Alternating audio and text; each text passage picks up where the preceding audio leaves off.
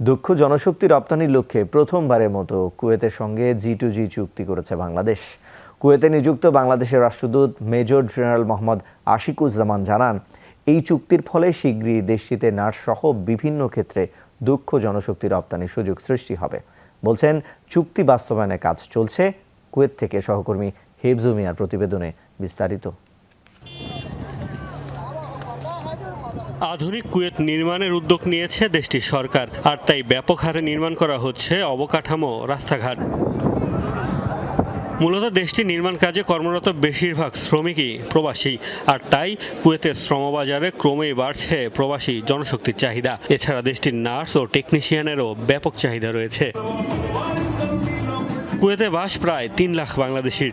শিগগিরই দেশটিতে বাংলাদেশির সংখ্যা আরও বাড়ার সম্ভাবনা তৈরি হয়েছে। সুখবর দিয়েছেন দেশটিতে নিযুক্ত বাংলাদেশের রাষ্ট্রদূত মেজর জেনারেল মোহাম্মদ আশিকুজ্জামান। জানান, দীর্ঘ প্রচেষ্টার পর কুয়েতে জনশক্তি রফতানির লক্ষ্যে দুই দেশের সরকারের চুক্তি হয়েছে। যে চুক্তিটা স্বাক্ষর করলাম সেটাতে মূলত G2G লেভেলে আসবে, অর্থাৎ এদের হেলথ মিনিস্ট্রি এবং আমাদের হেলথ মিনিস্ট্রির মাধ্যমে হবে। ডেফিনেটলি এই দুই মিনিস্ট্রির মধ্যে হলেও অন্যান্য মিনিস্ট্রি যেগুলো আছে অবশ্যই এটা ইনভলভ হবে। প্রবাসী কল্যাণ মন্ত্রণালয় যেরকম আছে অবশ্যই প্রসেসের মধ্যে ইনভলভ হবে।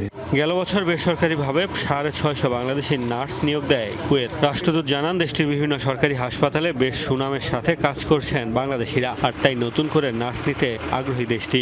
কিছুদিন পূর্বে কুয়েত কর্তৃপক্ষ থেকে আমাদের সাথে একটা সমঝোতা চুক্তি স্বাক্ষর করার জন্য প্রস্তাবনা প্রেরণ করে, যার মাধ্যমে তারা আমাদের দেশ থেকে এই নার্স, ল্যাব টেকনিশিয়ান বা অন্যান্য যে এই সেক্টরে যারা দক্ষ আছে তাদেরকে নিয়ে আসার ব্যাপারে আমরা একটা প্রস্তাবনা পেশ করে গত মার্চ মাসে আমি গতকাল তাদের সাথে একটা এই সংক্রান্ত একটা সমঝোতা MOU স্বাক্ষর করেছি।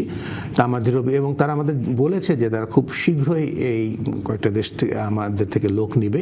সরকারের এই উদ্যোগকে সাধুবাদ জানাচ্ছেন প্রবাসীরা। বলছেন, প্রবাসীদের জন্য ব্যাপক সম্ভাবনাময় দেশ কুয়েত।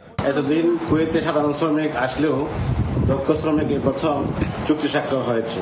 আমরা আশা করি শীঘ্রই কুয়েতে বাংলাদেশের কর্মসংস্থান বৃদ্ধি পাবে। নতুন করে যারা আগ্রহী এবং যারা ইতিপূর্বে কুয়েতে যাওয়ার জন্য ভীষণ দারুণভাবে আগ্রহ ছিল, তারা কিন্তু এখন নতুন করে যেতে পারবে।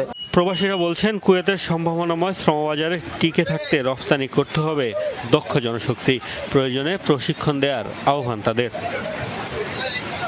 মোস্তফা মাহমুদ, যমুনা নিউজ।